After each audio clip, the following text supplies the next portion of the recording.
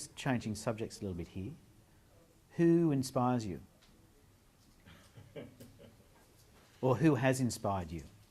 For me, people that sort of, in one way or another, integrate spirituality and materialism, or spiritual power and material power, is the people that inspire me, the people that are driven by a spiritual purpose to make a difference and have acquired the financial means to do so. So very much the DeMartinis, the George Soroses, the Bill Gateses, the people that are driven to make a difference and have the money to do so. Is there any commonality between the two of you about who's inspired you? I think for me probably the strongest focus is Nelson Mandela.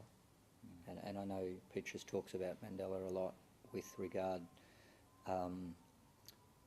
being pure of heart, and I think that's been a great lesson for me. And yeah, this guy here is one of the inspirations in my life, and all of the people around me discovering that the inspiration is there and the magic is in each person, and there's so much to learn from everyone. It's really heartwarming, isn't it, when you've got those inspiring people so close to you. Yes. It's almost like leveraging from one another's knowledge and power and networks, and this is how it grows. So suddenly, a lot of these people were my icons, and now they're my friends, supporting me to create this reality that we are creating, and this is very, very powerful. Very, I find it so inspiring.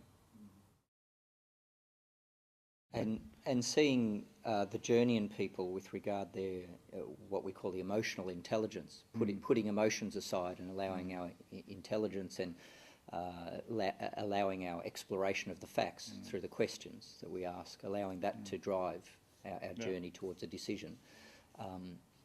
That's just fantastic, because it actually removes sales from the whole process. You know, there's no attempt to get someone into an emotional state to buy, because they're our team. You know, they're there to protect me as well as for each of us, and that's very powerful too. So it's almost like a collective emotional intelligence. The focus in the beginning, the focus was in financial intelligence, and then what happens is it's both financial intelligence, consciousness, growth in spiritual awareness, and the difference we can make. So in the end, all areas, you know, we talk about the tangos, and tangos is our way of saying that when people deal with money, very often all these defensive and sometimes restrictive patterns appear. And once you sort of name it and say, you know, is this a tango, or are we really consciously making a decision here? There's also a huge growth in consciousness that takes place. So the word tango, just define tango. Or how you came to tango, how you came to use the word tango. The tango comes from Mark Steinberg, who's a consciousness coach in South Africa. And I love it. It's basically about the dances we create or that come from our history, our inner story, our inner child reactions, the way we... it's like a standard reaction to a given situation. Our fallback position, you know, are you the bully? Are you the victim? Do you play the class clown? What's your standard way of sort of protecting yourself in a situation? And getting the attention that you want. And getting the attention you want. And so if we bring those tangos into a conversation, into an environment where it's not serving us, then, well, in our hubs, everybody understands what this tango concept is, and we can caringly ask people the question, is that a tango talking, or is that the real truth?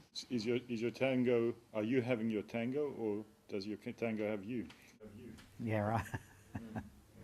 It's one of the most powerful parts of the whole program is to really get clear about that. So, and that's the process of becoming conscious. So that's not a subconscious reaction to a situation. And of course, fear is a powerful one of those reactions which can prevent us taking action when it might have been a good action to take. Okay, great. Thanks. Thanks. Very good.